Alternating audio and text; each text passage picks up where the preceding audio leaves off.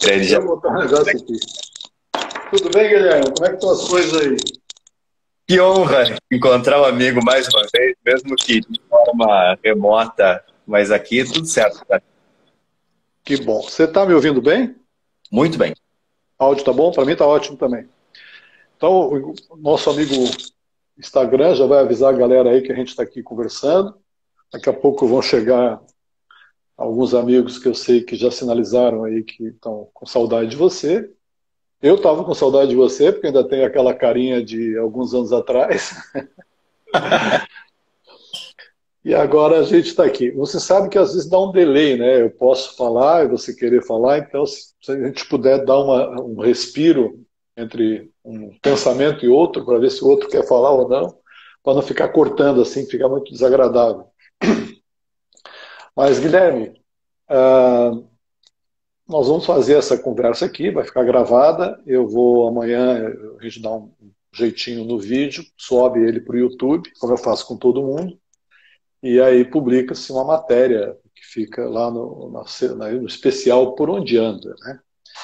Esse negócio de Por Onde Anda eu fiz porque por um bom tempo você vai nos eventos, encontra as pessoas, por onde anda fulano? Tem visto ciclano? Saiu da propaganda, abriu um negócio, e aí eu falei, pô, esse negócio pode ser interessante para mais pessoas além de mim saber por onde anda. Por isso que eu inventei essa sessão. O que você achou? É interessante porque, primeiro, faz a gente sentir um certo reconhecimento, né? Porque se veio atrás buscar onde é que anda, e velho, né, cara? Para saber por onde anda aquele cara de 10 anos atrás, é sinal que o tempo passou, tem uma geração nova aí tomando conta da propaganda. Mas eu sinto bastante falta dessa vivência, sabe, Jailson?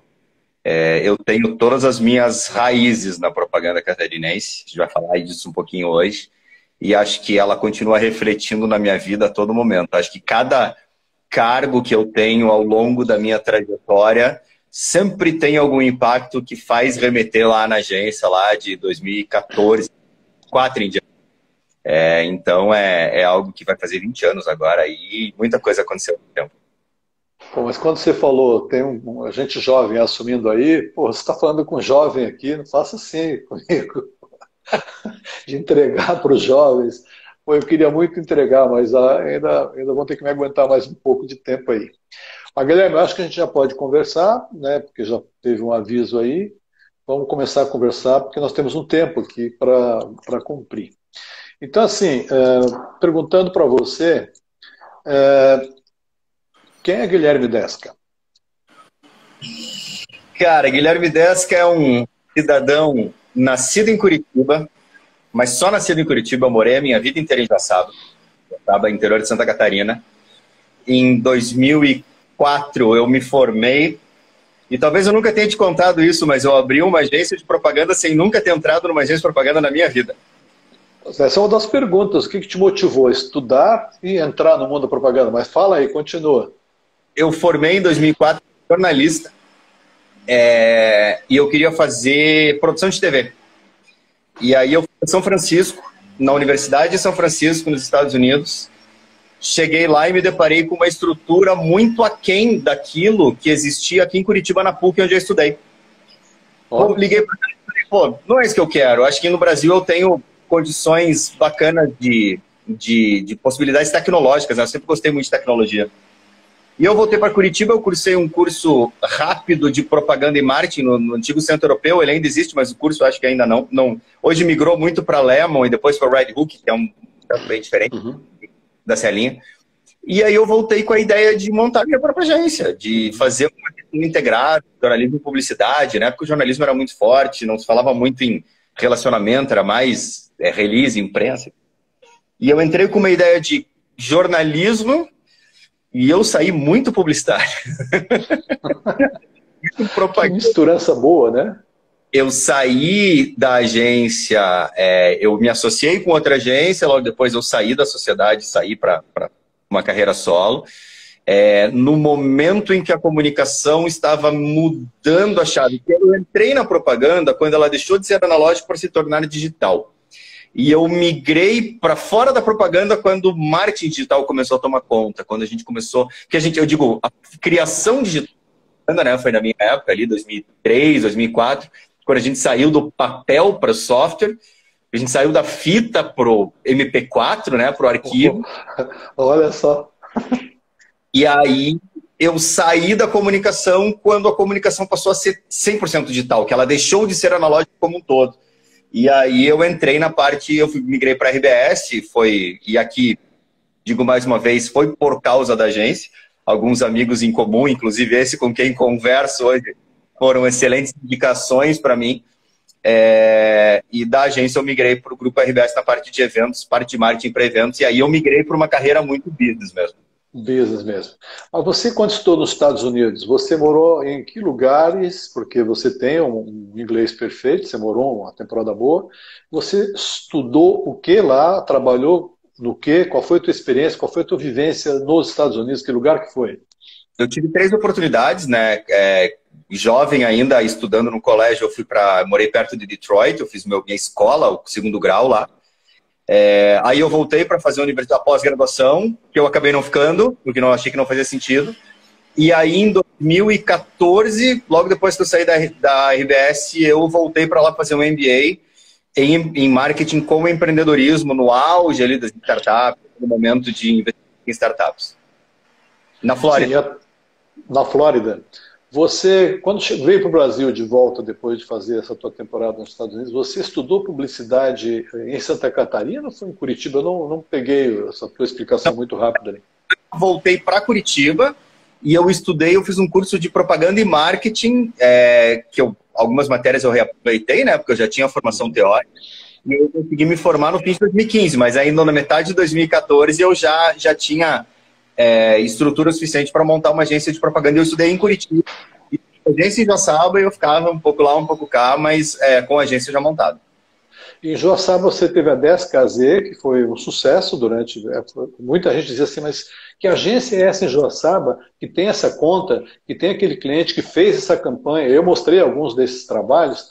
Quem era você sozinho, tinha sócio? Fala um pouquinho desse período em Joaçaba. A gente começou, ela era 10KZ, né? 10K é o meu sobrenome, Z da minha sócia na época. A gente ficou 6 meses em sociedade, éramos os 2 trabalhando. Cara, eu era redator, diretor de arte, planejamento, era uma eu junta praticamente. E quando a gente começou a estruturar realmente, daí a gente acabou... ela saiu do mercado de agências, ela acabou para a universidade, engraçado, eu também, mas ela foi para a universidade. E a gente começou a crescer de uma forma extraordinária. Assim. A gente tinha clientes bacanas e um destaque muito assim... não tinha aquele vício de mercado, tinha muita criatividade envolvida, sabe, Gelson? Uma agência pequena, com budget super baixo, com clientes pequenos, mas que a gente precisava forçar muito na questão criativa para que o negócio realmente funcionasse. E logo nos primeiros anos, foram 12 prêmios catarinenses de propaganda, sabe? E uma das ganhou ouro no Prêmio Catarinense de Propaganda, ganhou pena de ouro na Dior. Então, em clientes bacanas, por exemplo, aqui a Moto, era nosso cliente, a Unimed, Joaçaba, na época, era nosso cliente, e o jornal Raízes, você vê, numa época que a comunicação era muito analógica, né? Criou-se um jornal digital diário em Joaçaba. E era nosso parceiro, um parceiro de mídia, e a gente criava campanhas super bacanas, porque não tinha verba, era dentro do próprio jornal. Então a gente precisava chamar a atenção de alguma forma.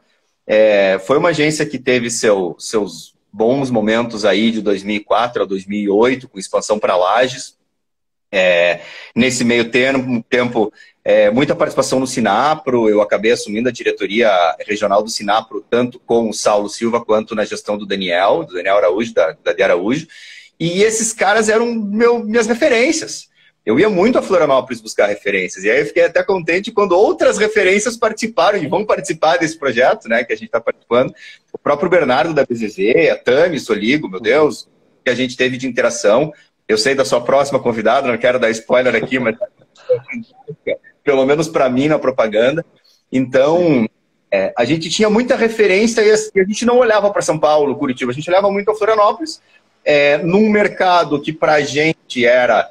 a gente teve uma sorte da época do grupo RBS entrar em Joaçaba, comprando aquela sucursal da TV Barriga Verde, na época TV Catarinense. Então, pegou muito fôlego e a propaganda cresceu muito na região naquela época. a Dascaset se destacou por isso. Era uma agência que buscava muita criatividade, existia um compromisso muito grande em fazer diferente, não ser aquela mesmice, não ter uma... a gente nunca foi uma agência de varejo, a gente foi uma agência de trabalhar clientes muito de serviços. Nosso maior cliente histórico foi as organizações Linja, que era uma empresa gigantesca de prestação de serviços e tal, onde eu tenho grandes amigos até hoje no mercado de serviços em outras empresas. Então, o nosso destaque foi aí, foi crescendo, atendendo contas do Lages, Chapecó, Xanxerê, a gente acabava pegando uma região grande ali. Muito bom. Eu te conheci em 2012, né, um pouquinho antes disso, quando a gente fez uma viagem para cobrir NAB. Você, depois disso, fez... eu fui só uma vez lá. Você fez mais umas 2 ou 3 coberturas para acontecendo aqui, lá em Las Vegas, e depois fez, durante anos, a curadoria do Mídia Sul, onde eu também pude contribuir de alguma maneira ali. Fala um pouquinho dessa experiência de mexer com eventos. Você teve a Engage, você fez um trabalho, eu me lembro de algumas coisas inovadoras que você fez lá na Engage, que era a empresa de eventos da RBS. Fala um pouquinho dessa experiência no mundo dos eventos. Foram 10 coberturas de NAB, 2018, com um gapzinho ali, 10 total. 10. Acho que 4 ou 5 com a participação da Acontecendo Aqui. Algumas para televisão, outras para jornais impressos, enfim. A NAB é a maior feira de telecomunicações do mundo, muito voltada à produção de... uma área que eu sempre gostei muito. Ela acontece em Las Vegas todo ano no mês de abril.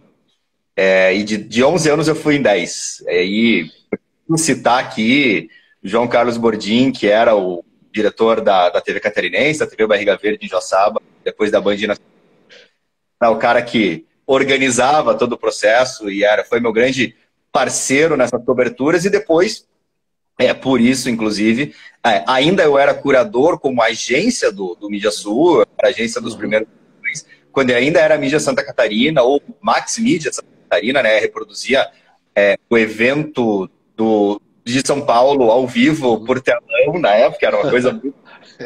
Eu lembro disso.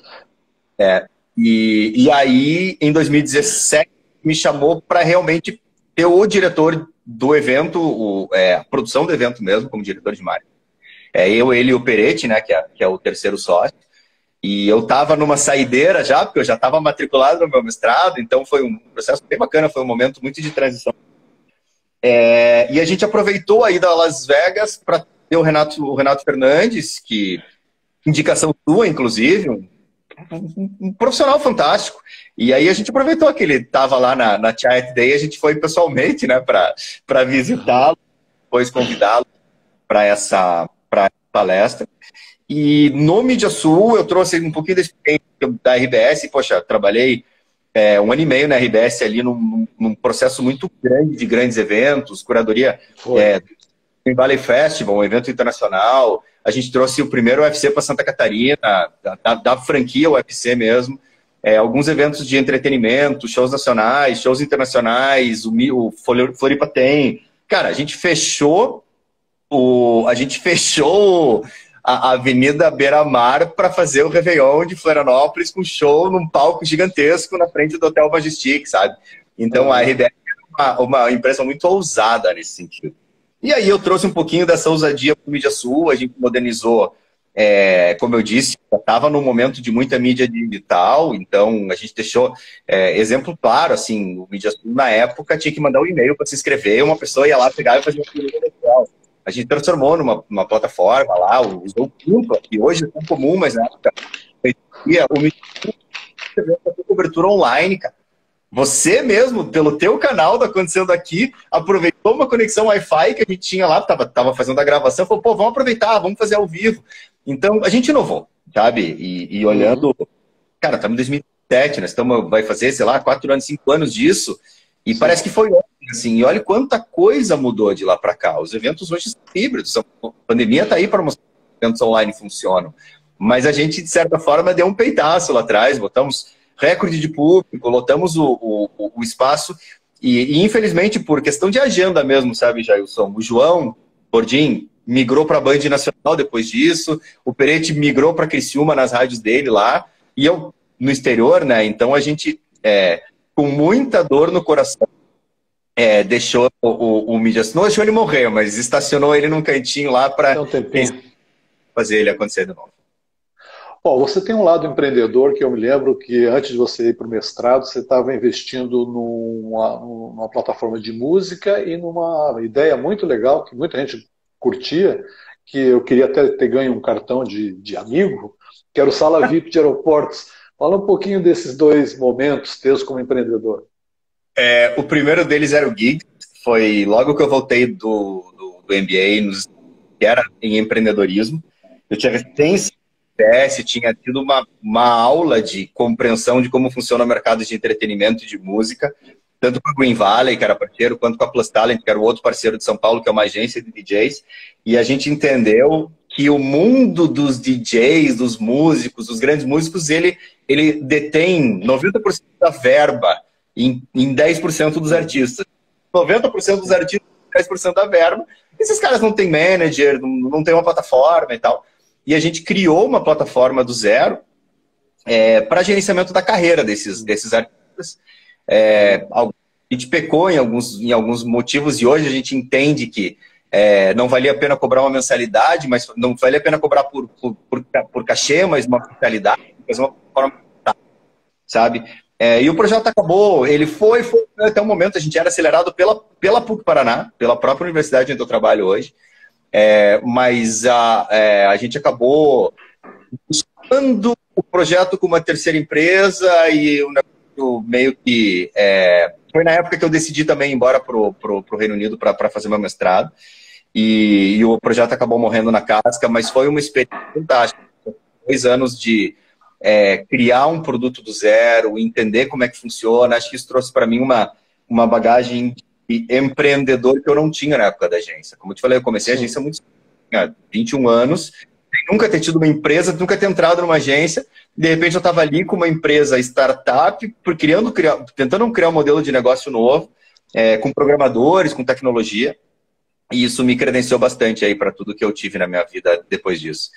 E aí, quando eu cheguei no Reino Unido, a minha esposa é jornalista, né, tão maluca quanto eu, jornalista também, a gente largou tudo que tinha no Brasil para fazer esse mestrado, né? Eu para mestrado, ela, assim, por me acompanhar naquele momento.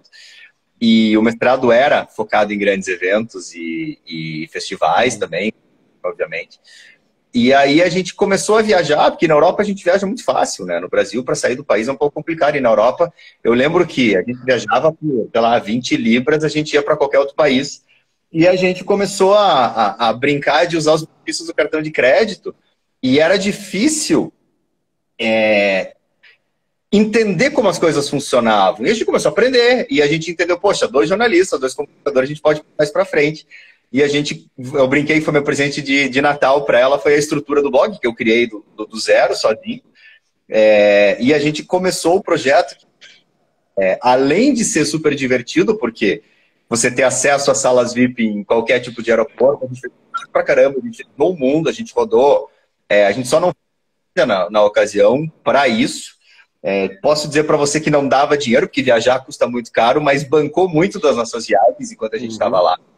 E foi uma experiência fantástica, de gestão de conteúdo, de conhecimento de público-alvo, de entender como é que funciona tráfego pago. Então, assim, tudo eu conseguia trazer como experiência para mim.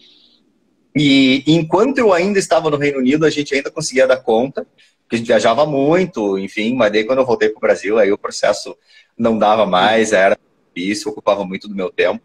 E a Dai também, trabalhando em outros projetos, a gente acabou largando. Mas foram 3 anos de minha sala VIP, que era um site, ainda está no ar, mas está bem desatualizado. E foi um aprendizado gigantesco, uma forma de fazer um network também. Bom, após o mestrado, vocês voltaram para o Brasil. Você teve um período trabalhando, não trabalhando. Como é que você se colocou no Paraná de volta, na universidade, num cargo importante aí, cuidando da comunicação de uma entidade competitiva, importante? Você foi fazer um mestrado em eventos e festivais e está cuidando de uma universidade, da comunicação.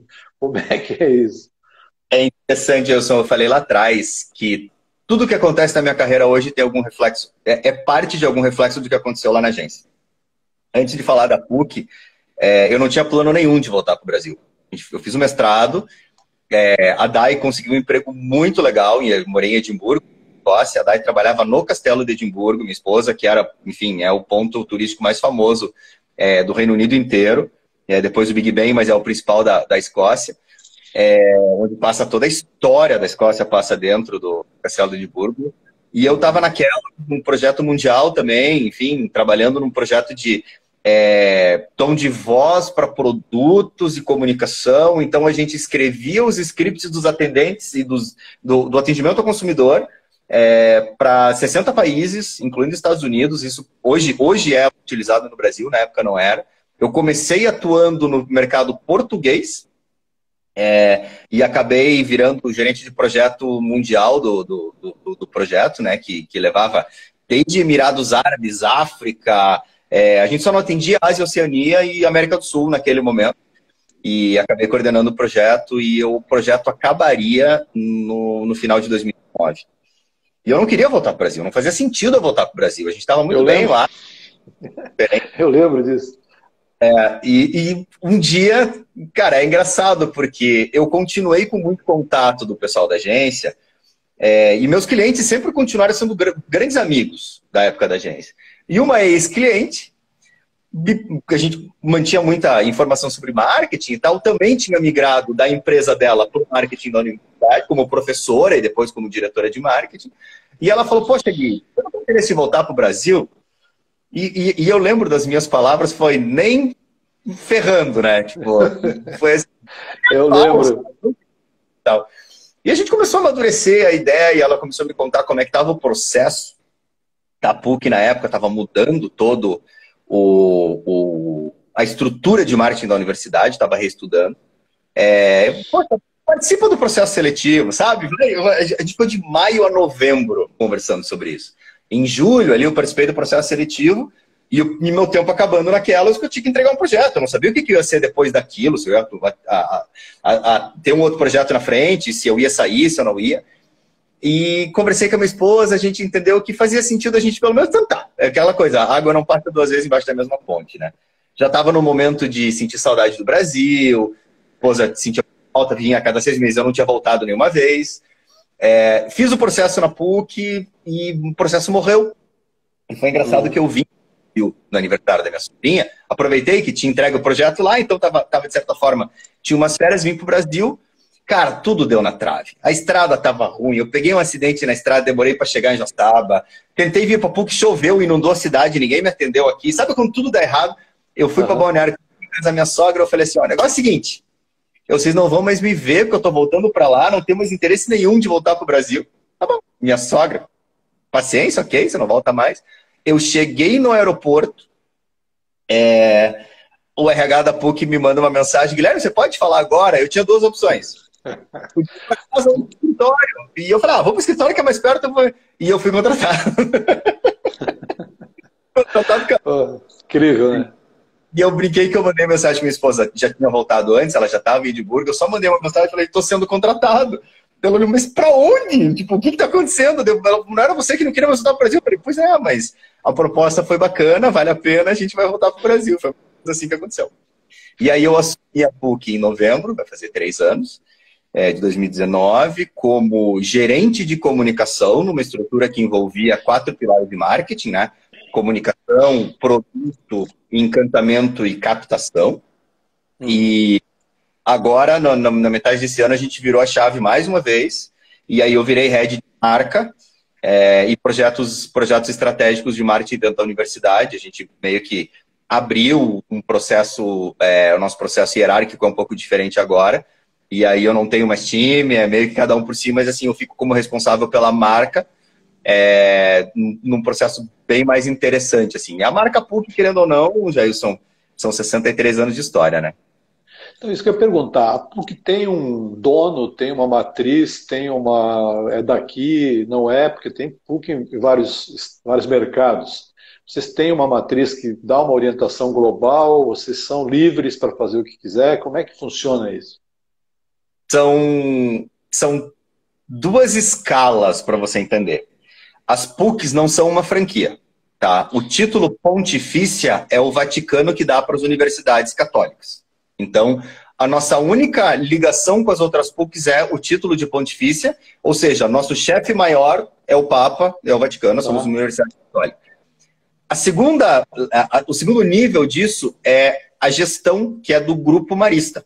O Grupo Marista é o mesmo que tem escolas, duas aqui em Curitiba, o Colégio Marista Paranense, Sim, o Colégio Santa Catarina, Jaraguá do Sul, Chapecó, enfim.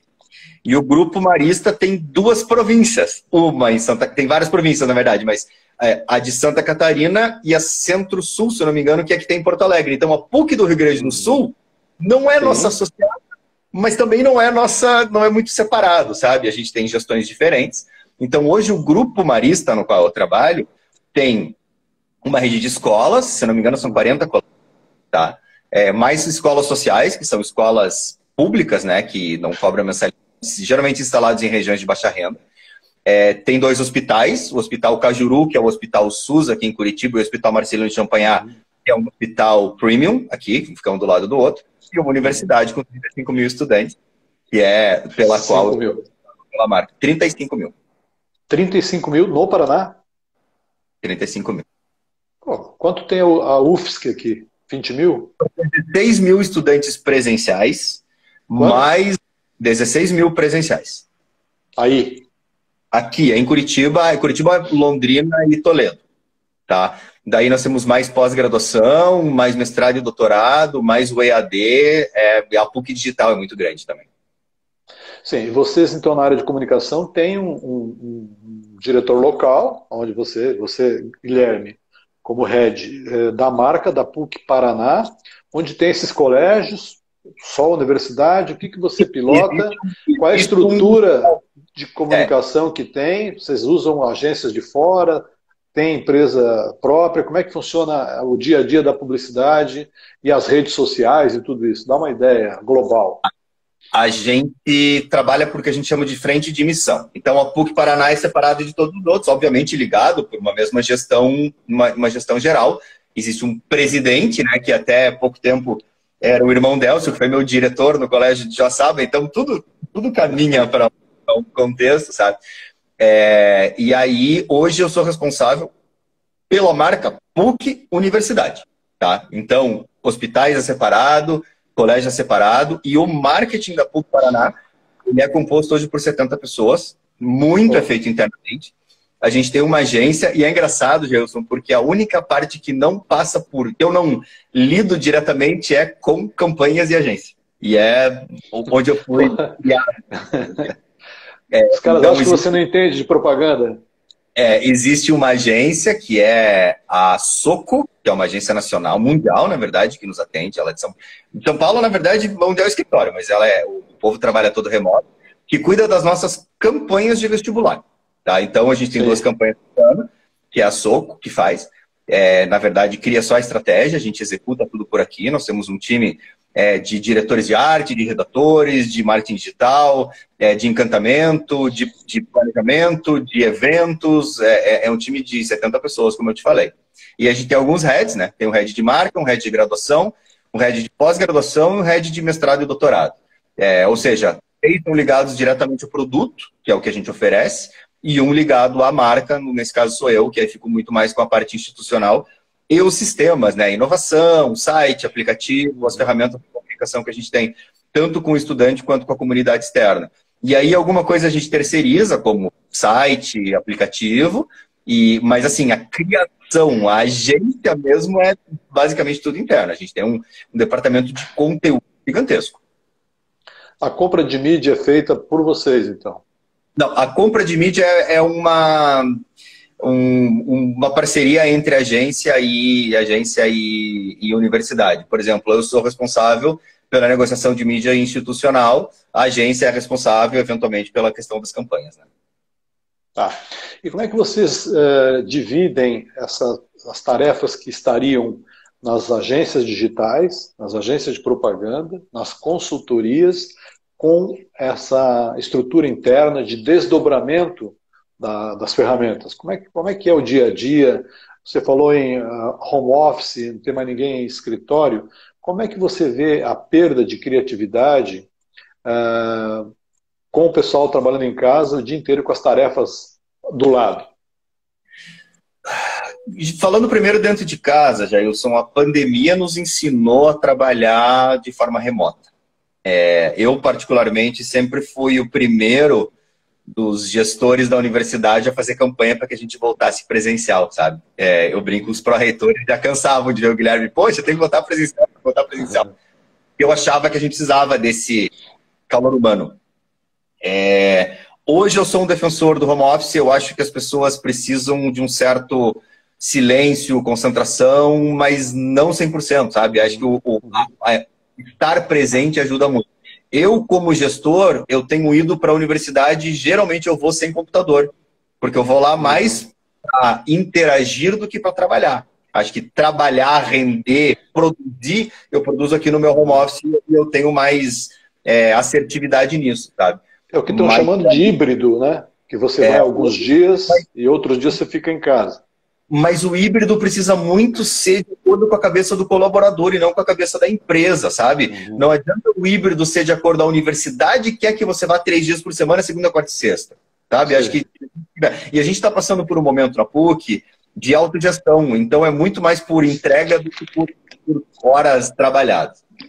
E aí, falando de criatividade, durante a pandemia foi um desespero, cara. Quando começou a pandemia, eu ainda era gerente de comunicação, responsável pelo time de conteúdo da universidade. E vamos lá, a gente foi acionado por 200% de colaboradores, querendo live, post no Instagram, de um dia para o outro, Jailson, a nossa rede social do tamanho.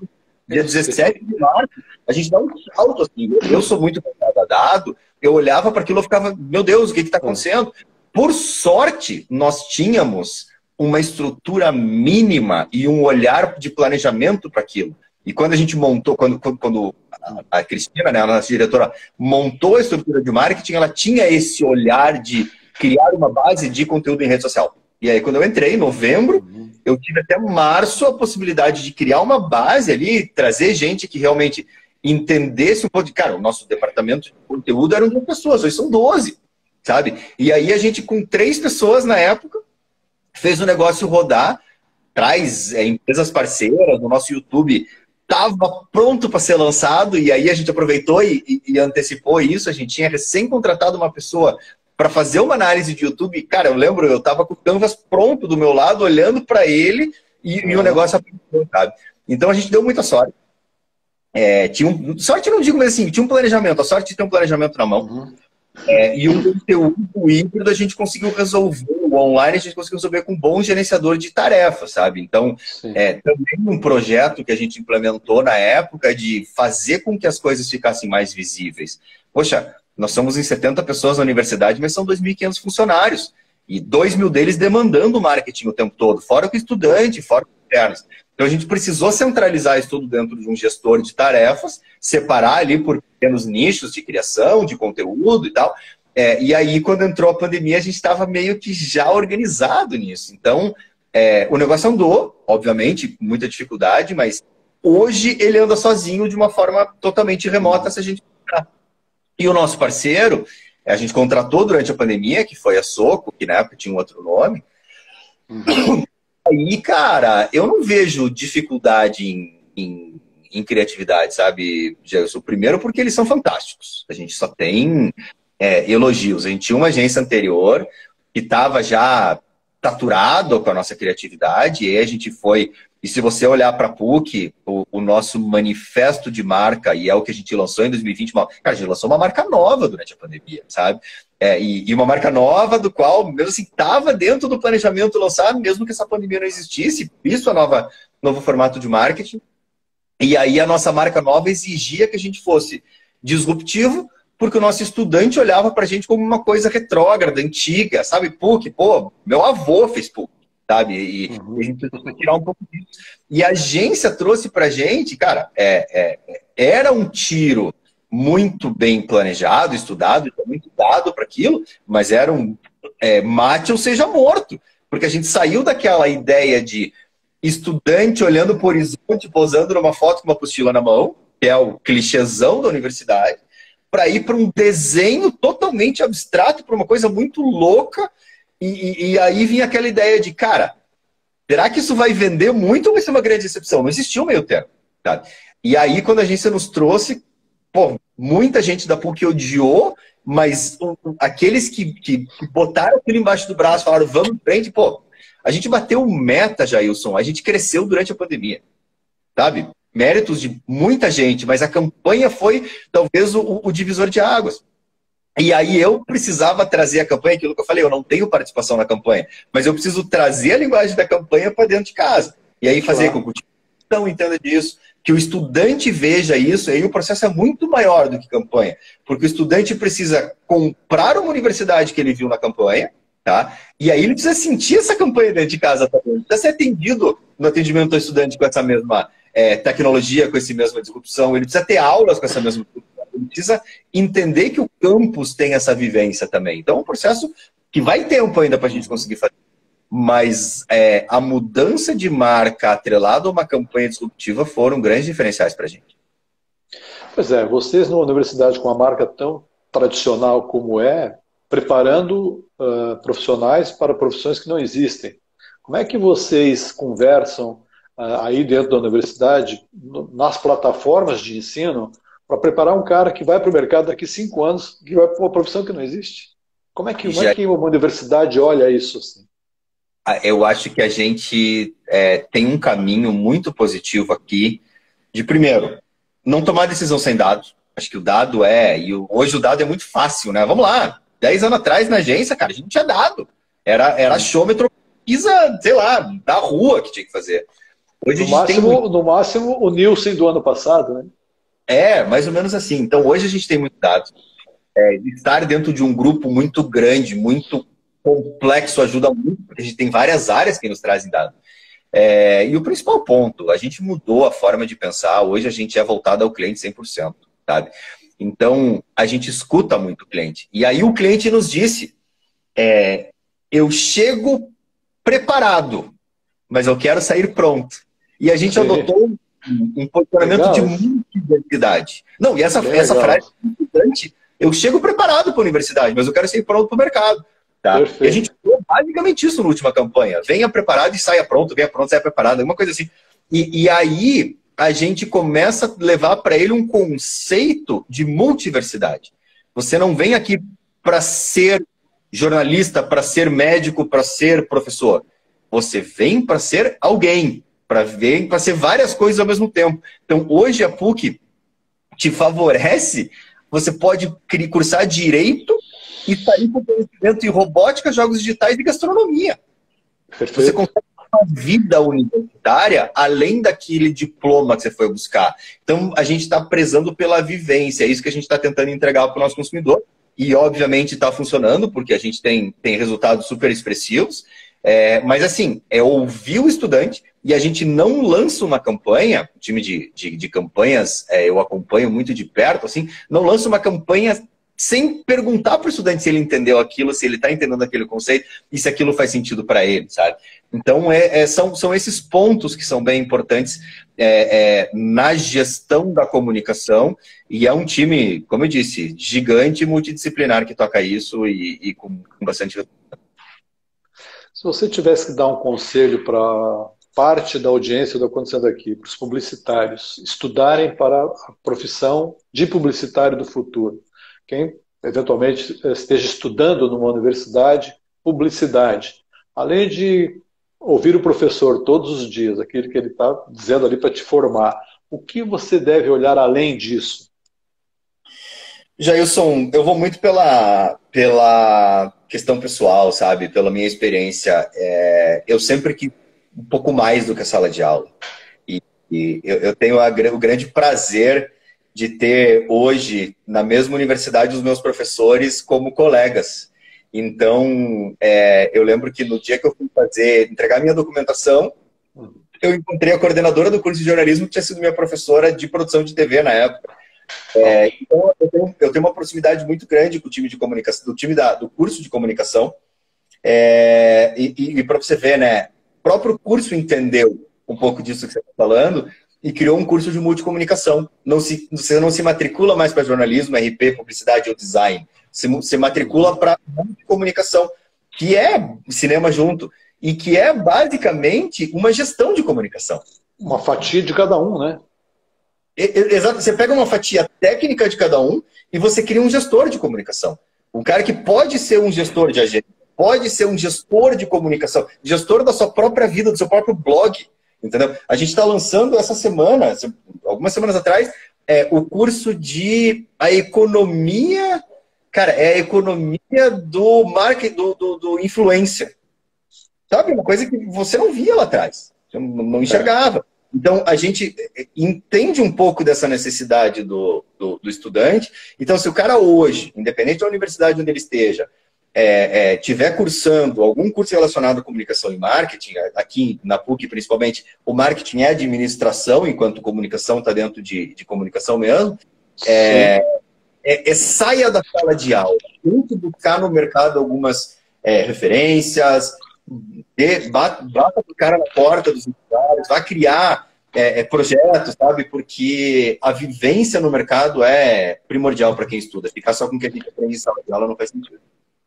Eu fico imaginando um estudante hoje, um guri de 18, 19, 20 anos, com tudo que ele tem de tecnologia, plataforma, redes sociais, blá, blá, blá, blá, ir para uma sala de aula com um professor que está há 20, 30 anos dando aula. Como é que é esse conflito? Como é que vocês oxigenam os professores para eles terem um pouco de energia e serem agradáveis e entender essa ansiedade do jovem? Como é que é isso? É uma missa, né, Jailson? Porque primeiro que o professor uma novena, né? Teve muita dificuldade na pandemia.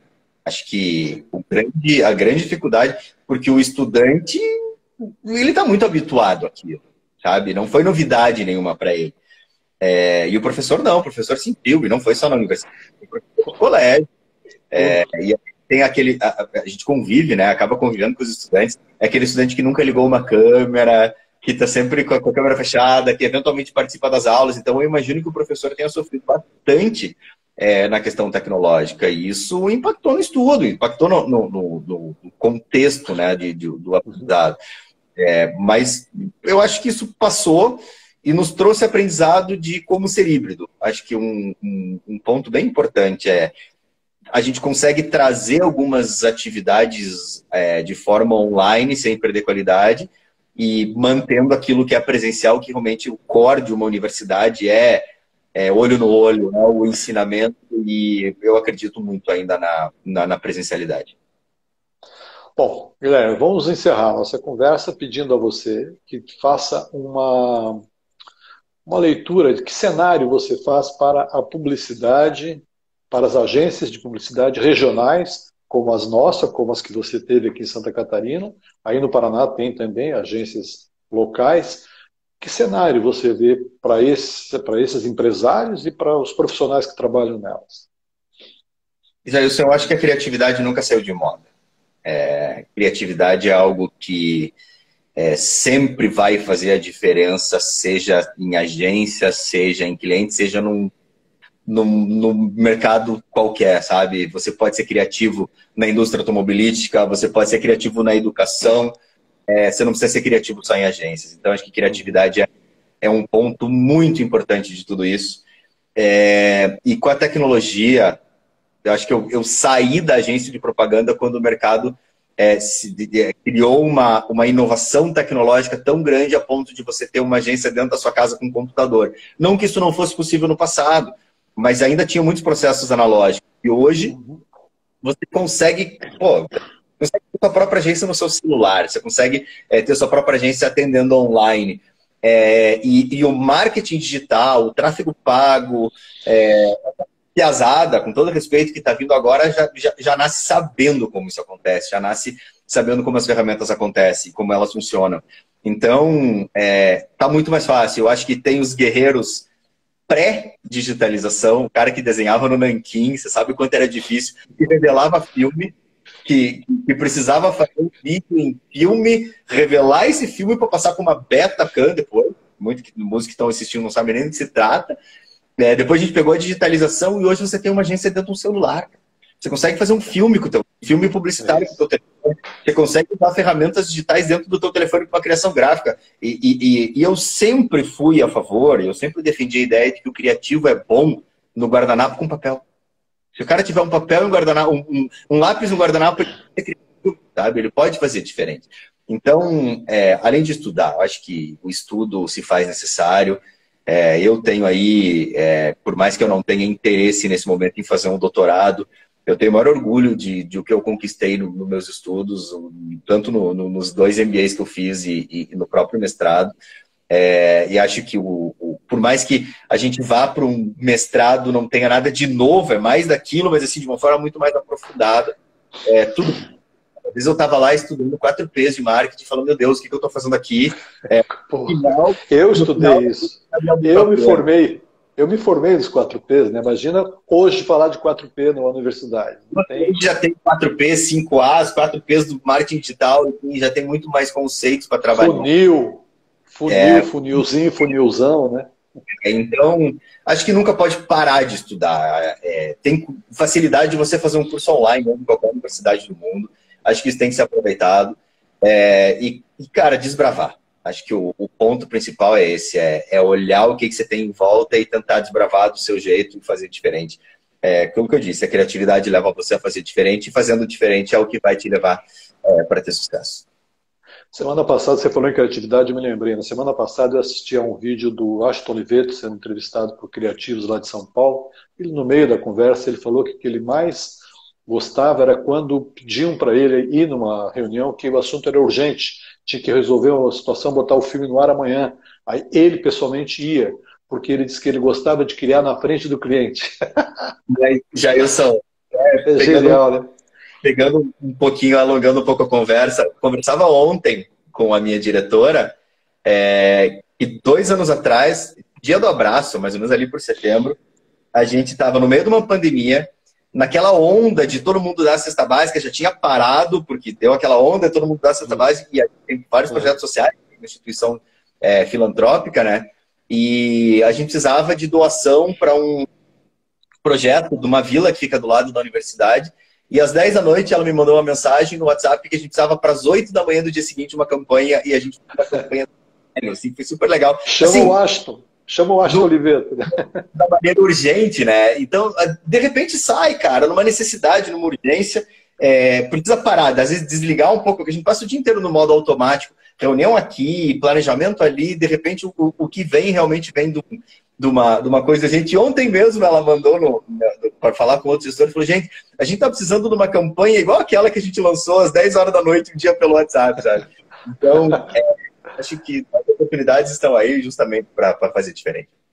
Movidos pelo desafio, esse é a nossa profissão. Guilherme, muito obrigado aí pela tua disposição de nos atender, de compartilhar aí a tua experiência, a tua trajetória. Eu tenho uma admiração muito grande por você. Você me ajudou bastante em vários momentos da minha trajetória no Acontecendo Aqui. Acontecendo Aqui deve a você bastante coisa aí. E vamos deixar você dar um tchau. Eu vou só apertar depois o desliga ali. Quero que se despeça da comunidade Acontecendo Aqui. E até breve. De repente faremos outra logo adiante. Jailson, queria primeiramente te agradecer. Acho que eu fiquei realmente muito honrado quando você me convidou, porque, de certa forma, é a primeira série, né, de entrevistados, e eu entrei num hall de profissionais ali, dos quais eram minhas referências na época. Então, tá no meio dessas pessoas. Pedro Schering, o presidente do Sinapro na época do Mídia Sul, a própria Tami ali, que era da Alesc, os próximos entrevistados da mesma forma. Então, acho que é uma questão de... A gente fala muito sobre legado, né? E aí eu acredito que eu realmente deixei partezinha do meu legado na propaganda catarinense. Acho que isso me deixa super feliz. Depois, por ser o Acontecendo Aqui, é um site do qual eu primeiro acompanhei como leitor, e era uma referência diária para mim. Eu precisava ver o que as outras agências estavam fazendo. Então, Acontecendo Aqui estava nascendo lá naquela época. Eu acompanhei, acho que a estrutura inteira do Acontecendo Aqui. Depois tive a oportunidade de ser parceiro em vários projetos, tanto como eu fazendo o projeto e o Acontecendo Aqui sendo parceiro, ou eu sendo parceiro do projeto Acontecendo Aqui. A gente teve a oportunidade de fazer evento junto, viajar junto. Então, fico extremamente honrado pelo convite. Eu acho que Eu não quero aqui porque você está presente dizer, mas para mim o Acontecendo Aqui é o veículo de comunicação mais importante do sul do Brasil, quando a gente fala em propaganda e marketing, e para mim é uma referência. Sempre que eu preciso. E sei o quanto você dá o teu sangue por isso, sei o quanto você se dedica e sei das tuas dificuldades, dos teus sucessos, das coisas que você ganhou com ele. Então, tá aqui fazendo essa live contigo, para mim é super importante, é um baita reconhecimento e eu te agradeço por isso. Imagina, então, foi uma honra para mim. Queria realmente agradecer pela oportunidade. Acho que muito do que eu faço hoje, cara, muito não, totalmente do que eu faço hoje tem refletido o que eu aprendi como publicitário, como diretor de agência, depois no mercado, como empresário do mercado catarinense. Eu acho que essas raízes eu nunca perderei e, enfim, meus pais ainda moram em Santa Catarina, eu tenho ido muito para aí. Estou sempre acompanhando, meio um pouco de longe aí, mas é um mercado que sempre me encantou. Muito bom. Obrigado pelas suas palavras. Não mereço, né? Fico feliz que você tenha essa satisfação de ser publicitário, ter estado aqui, compartilhou com a comunidade Acontecendo Aqui o teu momento, a tua trajetória e o teu momento, e fica muito obrigado novamente para você, Guilherme. Obrigado. Um abraço a todos. Tudo de bom. Tchau. Até, pessoal. Pessoal, obrigado. Até a próxima. Esse foi o Guilherme Desta.